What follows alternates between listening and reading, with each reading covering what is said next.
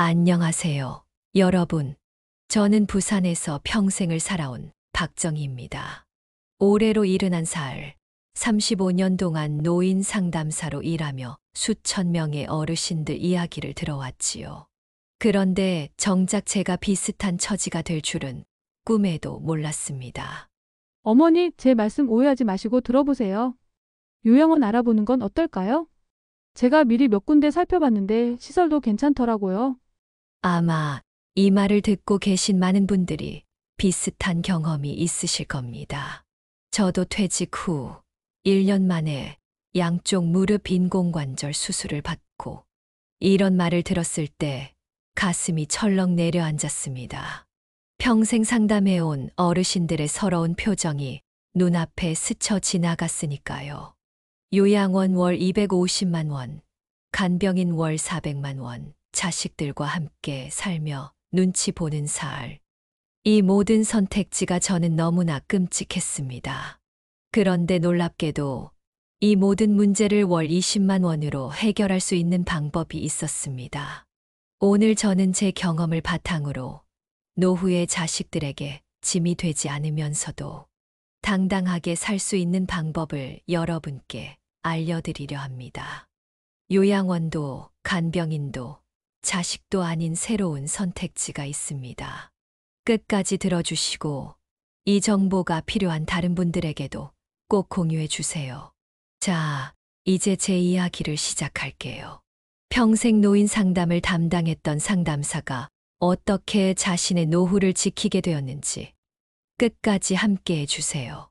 박 선생님, 이제 퇴직이군요. 35년이면 정말 오래 일하셨어요. 퇴직하던 날, 노인복지관 관장님이 꽃다발을 건네며 하신 말씀입니다. 35년이란 세월이 눈 깜짝할 사이에 지나갔습니다.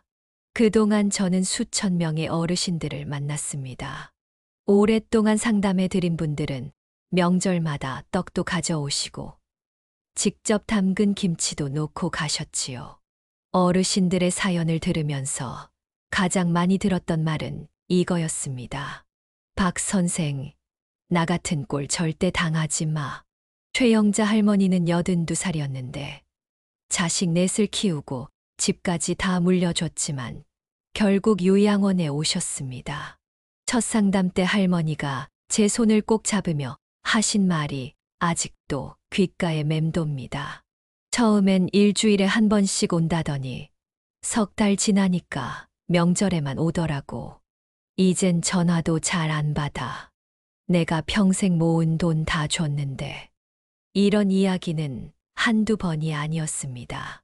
전세금 빼서 자식 주택 청약 넣어준 어르신, 수술비 대느라 연금 탈탈 털린 할머니, 손주 유학비 보태주고 요양원 간 할아버지. 셀 수가 없었습니다. 그때마다 저는 제 수첩에 빨간 펜으로 적었습니다. 절대 자식에게 경제권 넘기지 말 것, 독립적인 공간 확보할 것, 자식에게 기대지 말고 내 노후는 내가 책임질 것. 그 수첩은 퇴직할 때까지 제 서랍에 고이 모셔뒀습니다.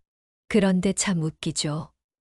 남들에게 평생 해준 조언을 정작 제 자신은 실천하지 못했습니다. 선생님은 퇴직하면 뭐 하실 거예요? 동료 선생님들이 물으면 저는 이렇게 대답했습니다. 여행도 다니고 취미도 즐기고 아직 젊으니까 봉사활동도 좀 해볼까 해요. 입으로는 그렇게 말했지만 솔직히 뚜렷한 계획은 없었습니다.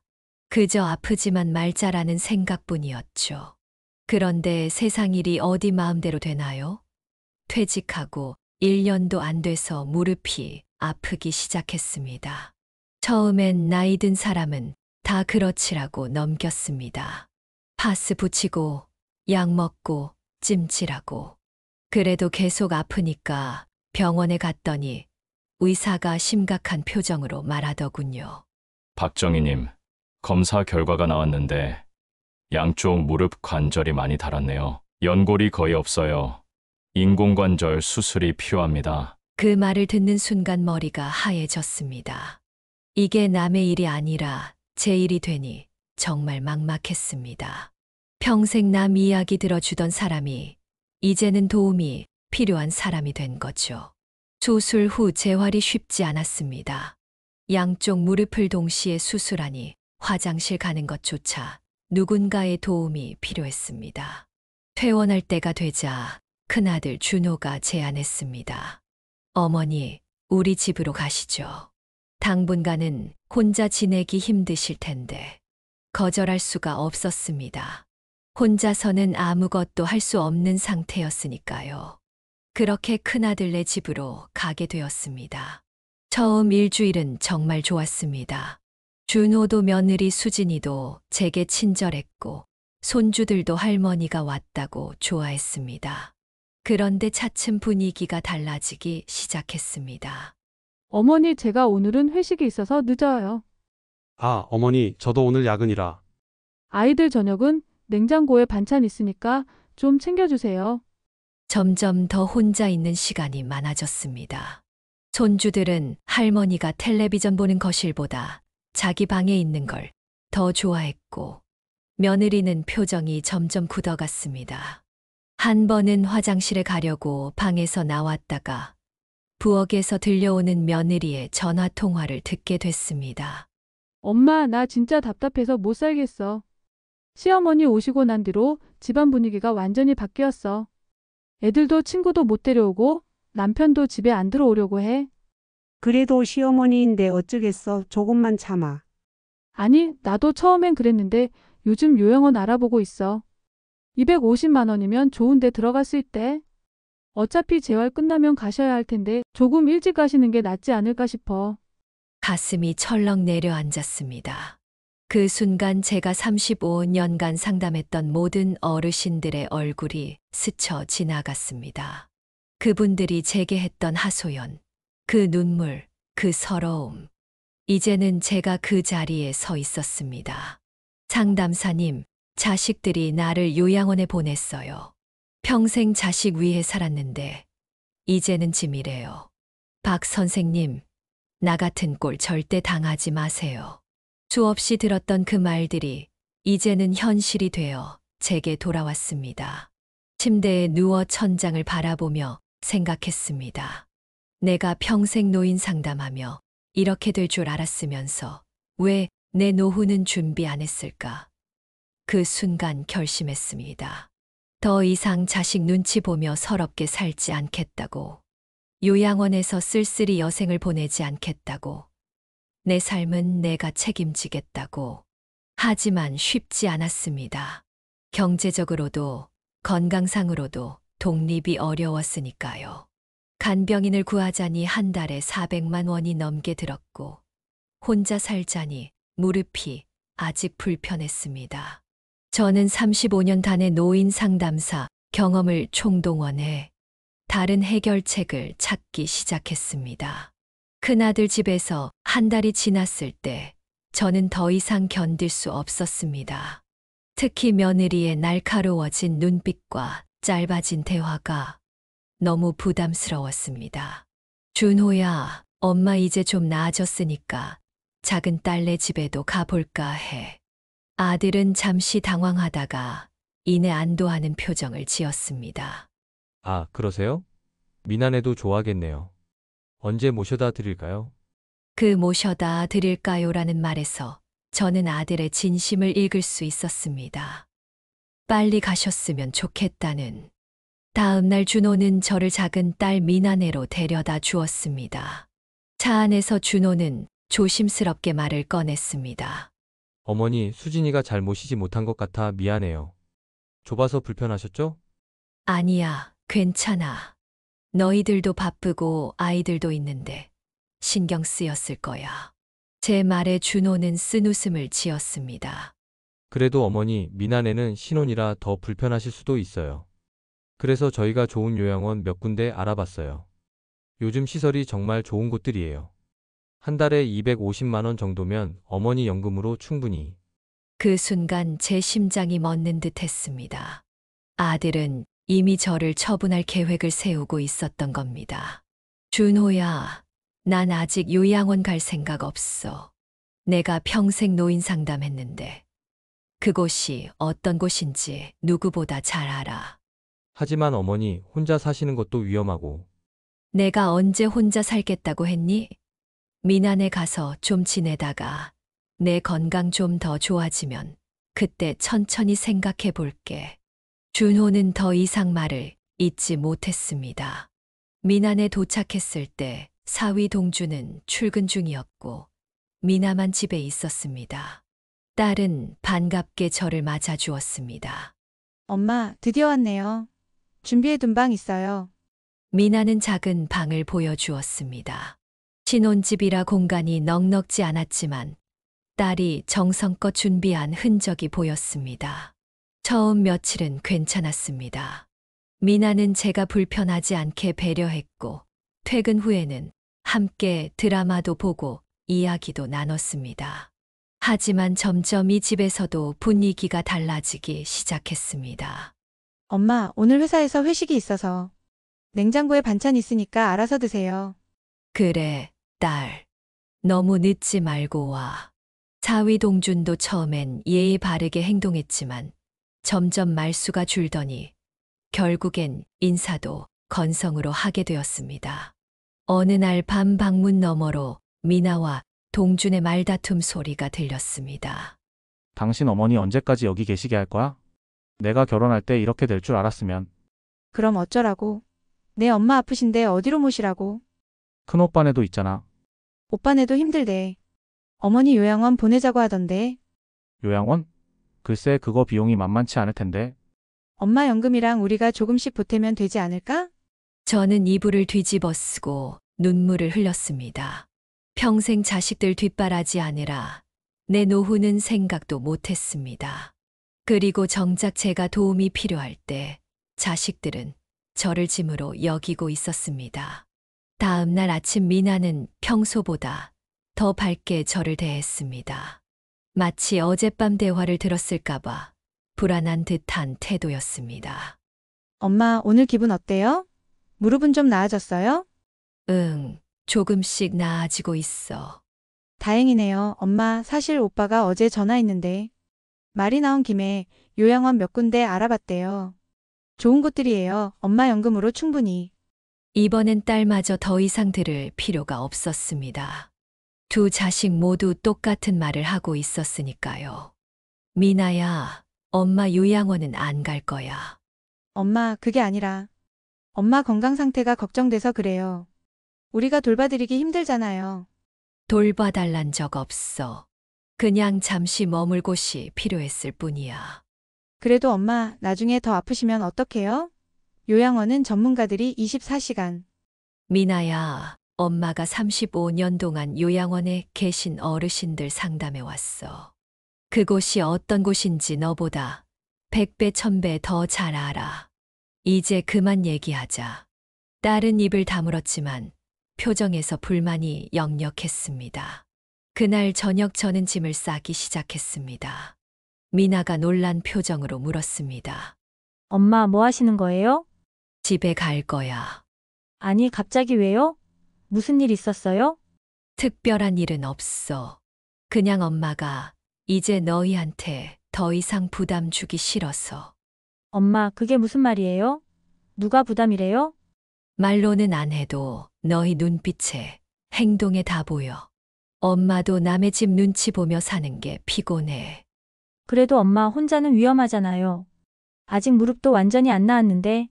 괜찮아. 엄마 집으로 돌아가서 간병인을 구할게. 미나는 당황한 표정으로 남편에게 전화를 걸었습니다. 곧 동준이 퇴근하고 돌아왔고 세 사람이 거실에 모였습니다. 어머님 갑자기 왜 그러세요? 저희가 뭐 불편하게 해드렸나요? 아니야. 너희가 잘못한 거 없어. 다만 내가 더 이상 너희 신혼집에 있는 게 맞지 않다고 생각해서. 어머님 요양원은 정말 좋은 시설이에요.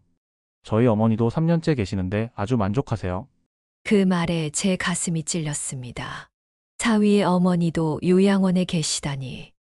어쩌면 이 부부에게 시부모, 장모 모시는 일이 큰 부담이었을지도 모르겠습니다. 동준아, 고마워.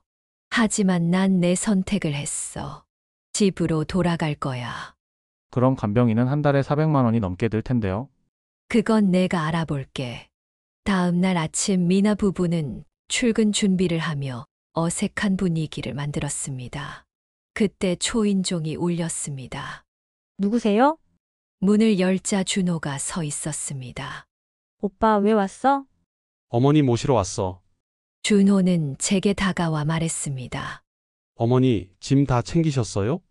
제가 모시러 왔습니다. 모시러. 어디로? 일단 저희 집으로요. 그리고 요양원 둘러볼 곳 몇 군데 예약해뒀어요. 제 표정이 굳어지자 준호가 급히 말을 이었습니다.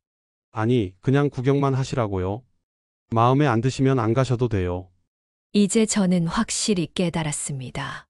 자식들에게 더 이상 기댈 수 없다는 것을.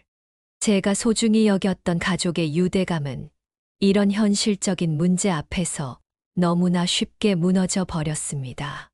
준호야, 고맙지만 난 집으로 돌아갈 거야. 택시 불러줄래? 어머니, 무릎 상태로 혼자 계시는 건 너무 위험해요. 제발. 내 선택은 내가 해. 내가 걱정된다는 건 이해하지만 이제 내 인생은 내가 책임질 거야. 그렇게 저는 제 집으로 돌아왔습니다. 8주 만에 다시 찾은 집은 먼지가 쌓여 있었지만 그래도 제 공간이었습니다. 제가 마음대로 할 수 있는 눈치 볼 필요 없는 공간. 하지만 현실적인 문제가 남아 있었습니다. 아직 무릎이 완전히 회복되지 않은 상태에서 어떻게 혼자 생활할 것인가. 간병인을 고용하자니 연금으로는 턱없이 부족했습니다. 바로 그때 제 인생의 전환점이 찾아왔습니다. 집으로 돌아온 첫날 저는 무릎 통증 때문에 거의 움직이지 못했습니다. 화장실 가는 것조차 큰 고통이었습니다. 집안일은 엄두도 못 냈고요. 하지만 자식들에게 전화할 수는 없었습니다. 그렇게 되면 바로 요양원 가세요라는 말만 돌아올 테니까요. 결국 저는 간병인 알선 업체에 전화를 걸었습니다. 박정희님, 24시간 간병이 필요하시다고요? 네, 양쪽 무릎 인공관절 수술 후라 혼자 생활이 어려워서요. 알겠습니다. 24시간 간병의 경우 한 달 400만 원 정도입니다. 거기에 주말이나 공휴일은 추가 요금이 발생합니다. 그 순간 숨이 막혔습니다. 연금이 월 180만 원인데 간병비만 400만 원이라니. 그렇다고 요양원에 들어갈 생각은 없었습니다. 제가 평생 노인 상담 일을 하며 봐온 요양원의 현실을 너무 잘 알았으니까요.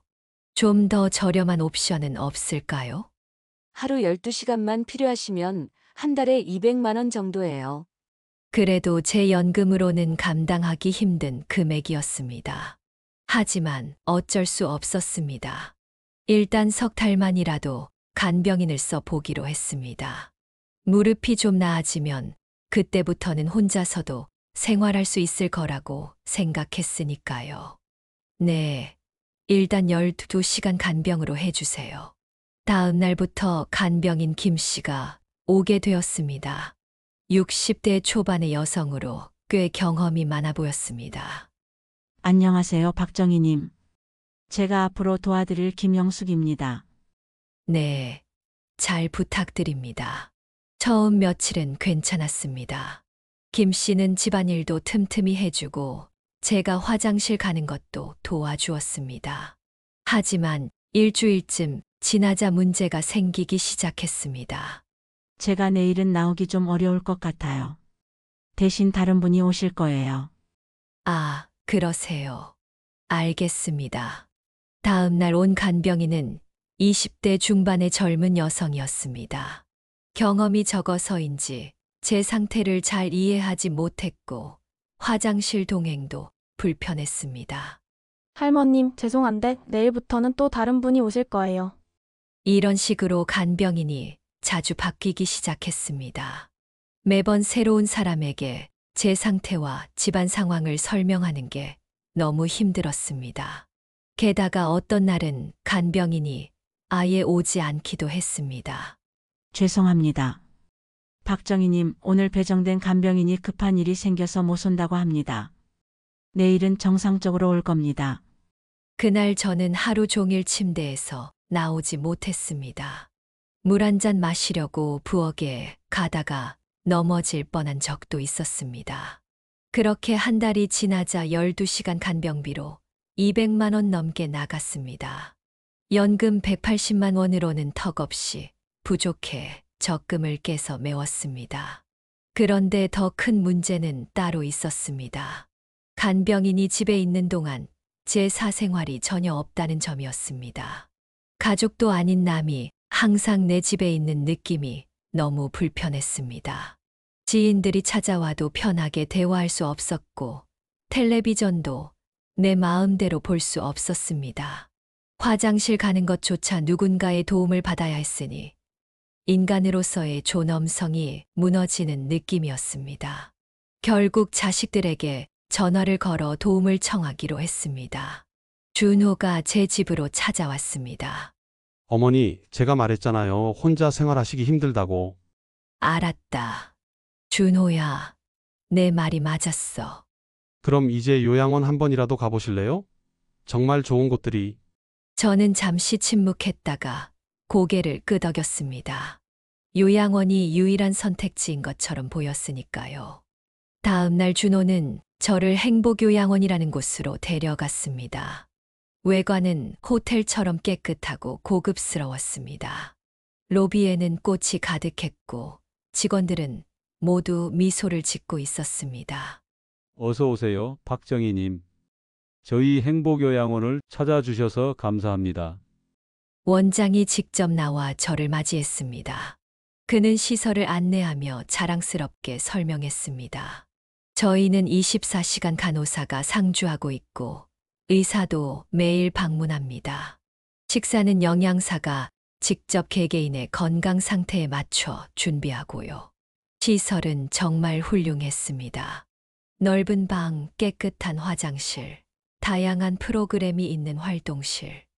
하지만 그곳에 계신 어르신들의 눈빛은 너무나 공허했습니다. 저는 그 눈빛을 35년간 봐왔습니다. 몸은 편할지 몰라도 마음은 전혀 편하지 않은 눈빛이었습니다. 비용은 얼마인가요? 한 달에 250만 원이요. 거기에 추가 서비스는 별도고요. 그러니까 내 연금으로는 턱없이 부족하네요. 걱정 마세요. 어머니, 제가 보태드릴게요. 저는 한숨을 쉬었습니다. 자식에게 경제적으로 의존하고 싶지 않았는데 이제는 그마저도 받아들여야 하는 상황이 되었습니다. 원장이 저를 어르신들이 계신 휴게실로 안내했습니다. 그곳에서 저는 깜짝 놀랄 사람을 만났습니다.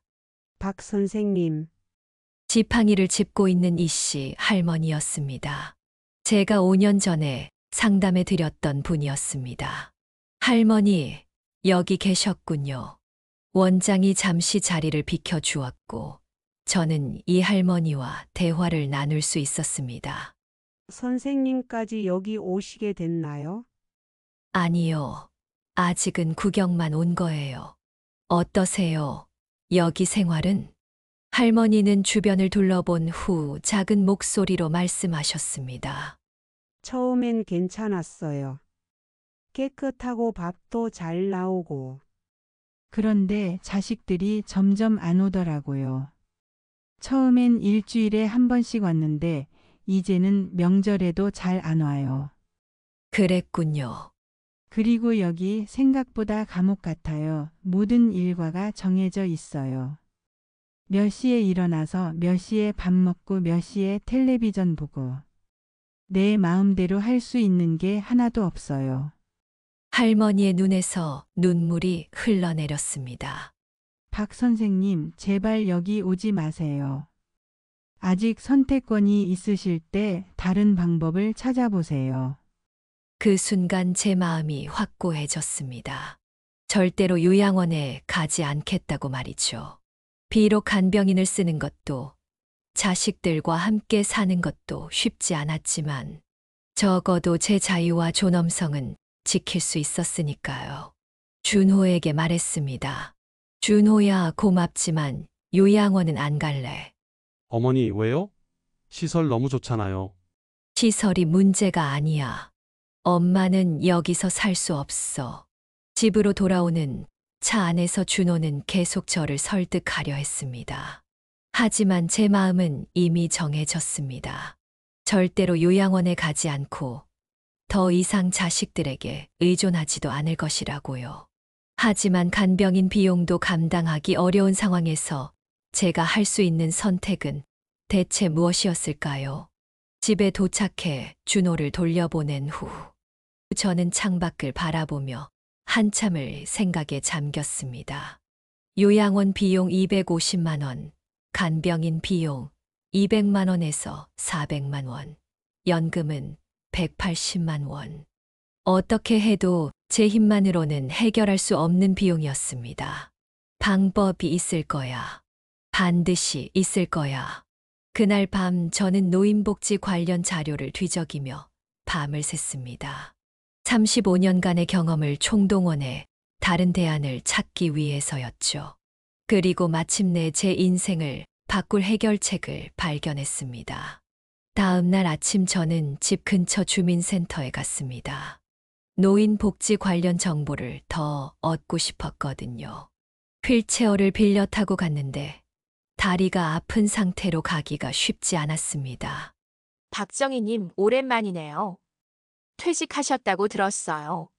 주민센터 직원 이 씨가 반갑게 인사했습니다. 제가 노인 상담사로 일할 때 자주 만났던 분이었습니다. 네, 벌써 1년이 넘었네요. 노인복지 서비스 자료 좀 볼 수 있을까요? 당연하죠. 근데 다리는 어떻게 된 거예요? 양쪽 무릎 인공관절 수술했어요. 아직 불편해서요. 이 씨는 제 상태를 보더니 걱정스러운 표정을 지었습니다. 그러면 혼자 생활하기 많이 힘드시겠네요. 혹시 고령자 복지주택 들어보셨어요? 고령자 복지주택이요. 그게 뭔가요? 이 씨는 게시판으로 저를 안내했습니다. 거기에는 LH 고령자 복지주택 입주자 모집 포스터가 붙어 있었습니다. LH에서 65살 이상 어르신들을 위해 특별히 지은 임대주택이에요. 월세가 아주 저렴하고 어르신들 편의 시설이 잘 갖춰져 있어요. 저는 포스터를 자세히 읽어보았습니다. 월 18만 원이라고요? 네, 보증금도 1,000만 원 정도고요. 일반 전세나 월세보다 훨씬 저렴해요. 게다가 독립적인 생활이 가능하면서도 도움이 필요할 때는 생활지원사가 바로 도와드려요. 제 가슴이 두근거리기 시작했습니다. 요양원 250만 원, 간병인 200만 원에 비해 월 18만 원은 연금 180만 원으로도 충분히 감당할 수 있는 금액이었습니다. 자세한 자료 좀 볼 수 있을까요? 이 씨는 안내 책자를 가져왔습니다. 자세히 살펴보니 놀라운 점이 많았습니다. 모든 시설이 무장의 설계로 되어 있어 휠체어도 다닐 수 있고 화장실에는 안전바가 설치되어 있었습니다. 응급 상황을 위한 비상벨도 있고 주 2, 3회 생활지원사가 방문해 안부를 확인해 준다고 했습니다. 더욱 놀라운 건 자격 조건이었습니다. 사회 취약계층이나 사회 기여자에게 가산점이 주어지는데 노인 상담사로 35년간 일한 저는 사회 기여자 가산점을 받을 수 있었습니다. 이 씨, 이거 정말 좋은 것 같아요. 어떻게 신청하나요? 서류는 여기 있고요. 저희가 도와드릴게요. 박 선생님은 노인 상담사로 오래 일하셨으니 가산점도 받으실 수 있어요. 입주 가능성이 높을 거예요. 그 자리에서 바로 신청서를 작성했습니다.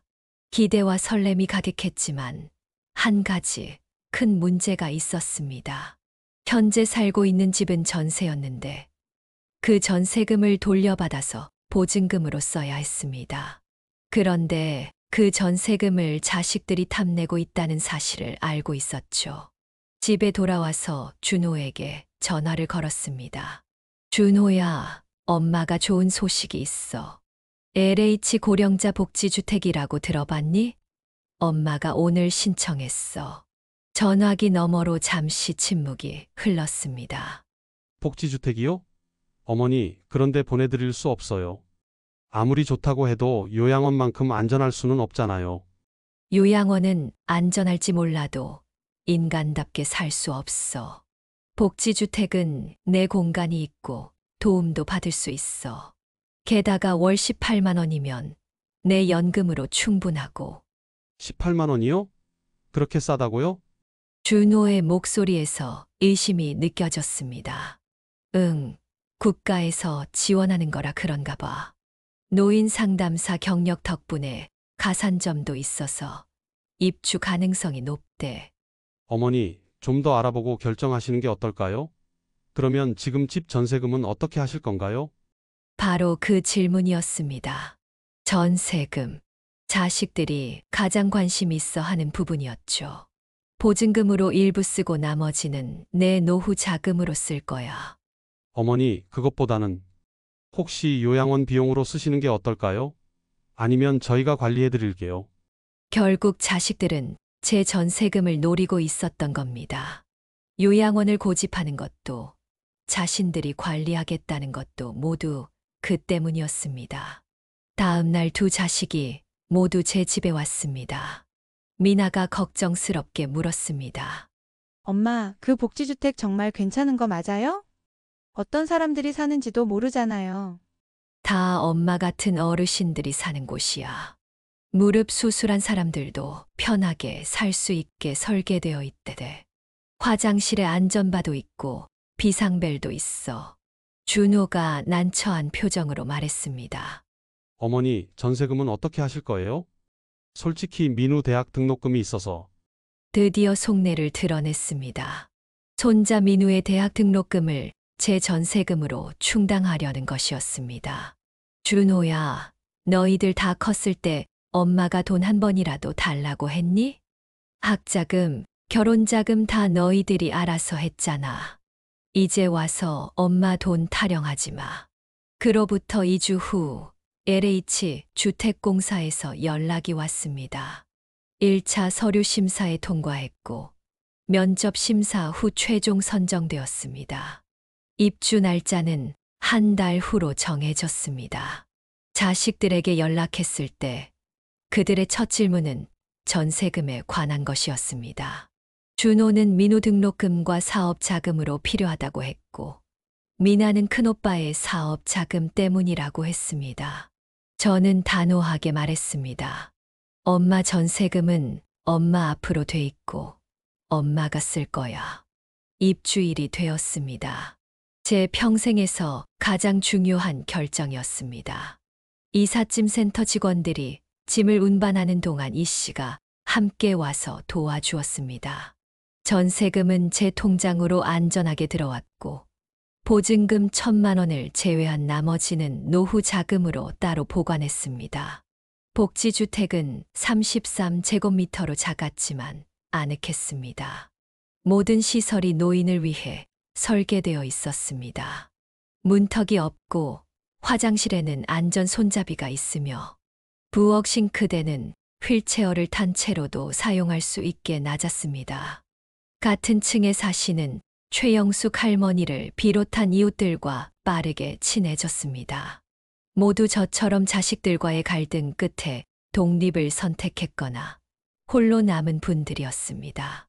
한 달이 지나자 놀라운 변화가 찾아왔습니다. 매일 아침 체조를 하면서 무릎이 점점 나아졌고 지팡이 없이도 짧은 거리는 걸을 수 있게 되었습니다. 단지 내 작은 도서관에서 동료, 어르신들의 고민을 들어주는 자원봉사도 시작했습니다. 2달이 지나 자식들에게 연락했고 그들이 방문했을 때는 제 달라진 모습에 놀랐습니다. 이전의 불안하고 의존적인 모습이 아닌 활기차고 자신감 넘치는 모습으로 변했기 때문입니다. 엄마, 무릎은 이제 괜찮으세요? 많이 좋아졌어. 단지 내 물리치료실에서 일주일에 2번씩 치료받고 있어. 100원에 한 번이면 되니까 연금으로 충분히 감당돼. 그날 이후로 자식들은 한 달에 한두 번씩 찾아오게 되었습니다. 더 이상 전세금 이야기는 하지 않았고 정말로 제 안부를 걱정하는 모습이었습니다. 복지주택에서의 생활은 상상했던 것보다 훨씬 풍요로웠습니다. 매주 화요일은 단지 내 공동부엌에서 이웃들과 함께 반찬을 만드는 날이었고, 목요일은 도서관에서 책을 읽는 모임이 있었습니다. 토요일에는 복지관에서 스마트폰 사용법을 배우는 수업도 들었습니다. 1년이 지난 어느 날, 단지 내 강당에서 열린 건강 강좌에서 행복한 노후의 가장 중요한 요소에 대한 질문이 있었습니다. 저는 이렇게 대답했습니다. 저는 자기 결정권이라고 생각합니다. 스스로 선택하고 결정할 수 있는 힘이요. 자식들이 아무리 잘해줘도 내 뜻대로 살지 못하면 행복하지 않아요. 요양원이 아무리 좋아도 내가 원해서 간 게 아니라면 감옥과 다름없어요. 작은 공간이라도 내 마음대로 살 수 있는 곳, 내 의지로 선택한 삶이 가장 행복한 거죠. 그날 밤 일기장에 이렇게 적었습니다. 오늘로 복지주택에서 산 지 1년이 되었다. 자식들은 한 달에 한두 번 찾아오고 이웃들과는 매일 소소한 행복을 나눈다. 월 18만 원의 월세는 연금으로 충분히 감당되고 전세금으로 마련한 노후 자금도 든든하다. 그러나 무엇보다 중요한 건 내가 나의 주인이 되어 살고 있다는 것. 이 이야기를 들으시는 여러분, 특히 저와 비슷한 상황에 계신 어르신들께 말씀드리고 싶습니다. 노후의 자식에게 의존하거나 요양원에 들어가는 것만이 유일한 선택지가 아닙니다. 내 경제력에 맞게, 내 건강 상태에 맞게, 그리고 무엇보다 내 마음에 맞게 선택할 수 있습니다. 여러분의 노후는 여러분의 것입니다. 당당하게 선택하고 행복하게 사세요. 제가 할 수 있었다면 여러분도 할 수 있습니다. 오늘 제 이야기가 조금이라도 도움이 되셨다면 영상의 좋아요와 구독 부탁드립니다. 다음 영상에도 어르신들을 위한 더 유용한 정보로 찾아뵙겠습니다. 시청해 주셔서 감사합니다.